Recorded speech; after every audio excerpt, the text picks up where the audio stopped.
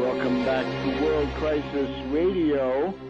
Webster Tarpley here in Washington, D.C., calling your attention again to tarpley.net and the interesting ways you really ought to get yourself a copy of Obama, the Postmodern Coup.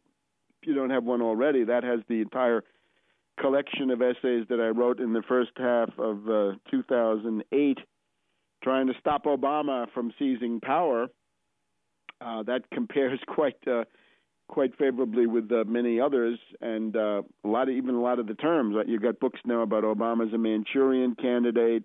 A lot of the terminology in that book has been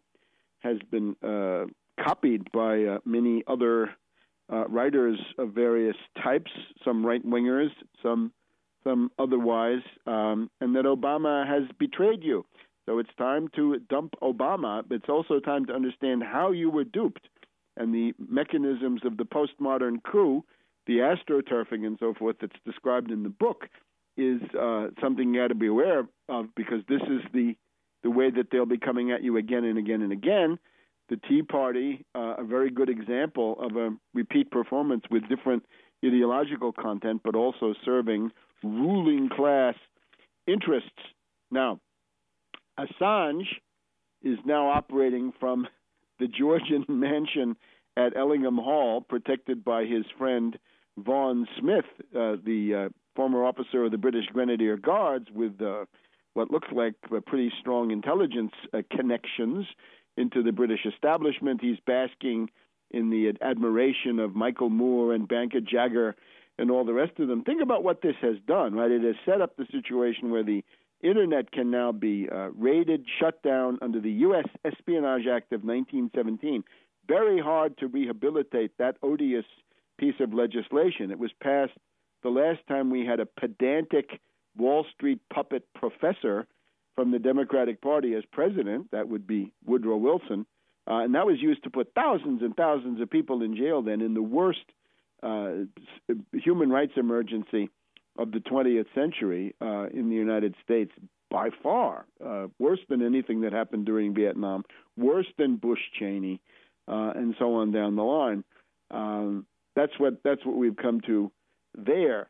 So the other thing is, think about the people. I'm thinking of people in Iceland who were organized to do something to save their country with a debt moratorium, and were rerouted then by Assange into what amounts to a CIA psychological operation, an MK Ultra or mass manipulation operation. Think of the people that might have been working on the need to have a debt moratorium in Europe, right? We have these bankrupt leaders, right? We've got to get Zapatero, Papandreou, Socrates, the Fianna Fáil in Ireland. Get them out.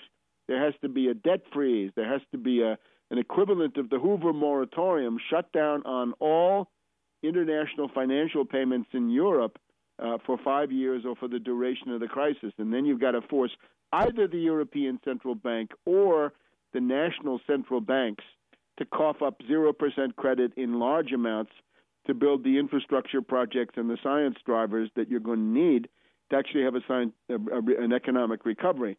A lot of people who might have contributed to that have been siphoned off now. They're just zombified foot soldiers for Assange, the top CIA zombie in the world.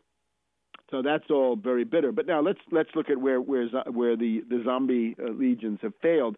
Berlusconi has survived the vote of confidence this week, and if you had been watching the BBC, or if you have been watching that branch of the BBC known as Al Jazeera, or any other British-influenced or Anglo-American-influenced propaganda organ, you would see the foaming rage, the animus, the raving hostility of these people towards Berlusconi, right? It's as if they could have, when he got hit a year ago at the Duomo in Milan with that massive piece of metal, I think a version of the Milan Cathedral that hit him in the face, as if they could have been throwing it. If they'd been there, they would have been throwing them too. He would have been covered with a rain of these things.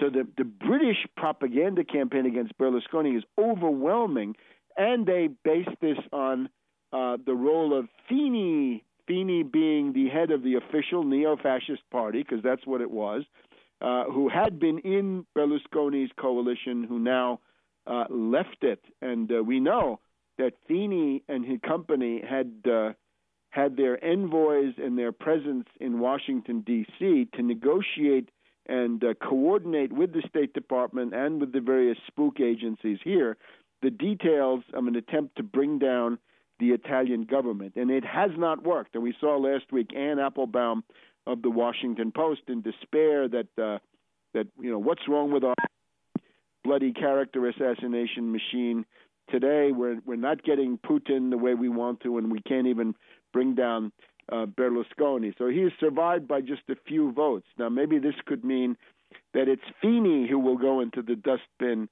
of history. Fini now exposed as a dupe and agent and tool of the United States. Even Italian left libs would have to look at this and say, why is it that Washington and London are doing everything possible to overthrow Berlusconi, including using their tentacle Assange to embarrass him? Well, the good example are the Italian-Russian economic deals. Now, this was clear. We've talked in previous years. The obvious thing for Europe to do when the Anglo-Saxon banking crisis came on in 2007, 2008, you had a few voices. I'm thinking of Jacques Sapir, I believe, S-A-P-I-R, had written in the Le Monde or something like this, that it was time to reorient the European economies towards cooperation with Eastern Europe, but above all with Russia to get energy supplies, but focus on building infrastructure and investment policies of this type. Now, this is exactly what the Anglo-Americans do not want. This is Rapallo. This is the treaty made in the spring of 1923 by Walter Rathenau, the German foreign minister, for comprehensive economic cooperation between the two pariah states in Europe at the time, Germany defeated and under the yoke of Versailles and the reparations, and of course the Bolsheviks in Russia excluded from all polite society. Well, why don't they go together and practice economic development and escape from the boom and bust cycle of the 1920s? And it would have worked. This was the occasion when the British unleashed the Weimar hyperinflation with currency warfare. But what we got now is Berlusconi. So he's made all these deals with Putin, and this is the South Stream pipeline. We're told that it's Berlusconi who was instrumental in convincing Erdogan of Turkey that it was important to allow the South Stream pipeline to go through Turkish territory. The idea being that you've got to have reliable countries, not NATO provocateur countries, meaning not Ukraine under the previous administration, not Poland in any case, not the Baltic states. You got to avoid countries where the anti-Russian sentiment is so strong that it makes them volatile, unreliable, unstable, and capable of these disruptions as a means of blackmail and getting what they want. You got to have reliable partners. So that would be Berlusconi and Turkey and Putin, and that's a viable combination. So the U.S. is trying to strike at this in any way possible, and it didn't work. It's estimated that the deals that Berlusconi has made have added 2 to 3 percentage points plus on the Italian gross domestic product. In other words, if Italy had zero growth before these deals and then has 3% at the result, then that is the direct result of getting the Italian oil company Eni, the Eni, and the various companies around that, SNAM, and a few other companies that are there, getting them involved in the North Stream and South Stream pipeline with Russia, have essentially saved the Italian economy from going into the abyss, and they will be the key for maintaining economic activity and indeed organizing recovery if the European financial crisis goes on, as it is almost guaranteed to do. So we bid you season's greetings for today, and we'll see you next week, which will be our special pre-Christmas or Christmas Eve broadcast here on World Crisis Radio.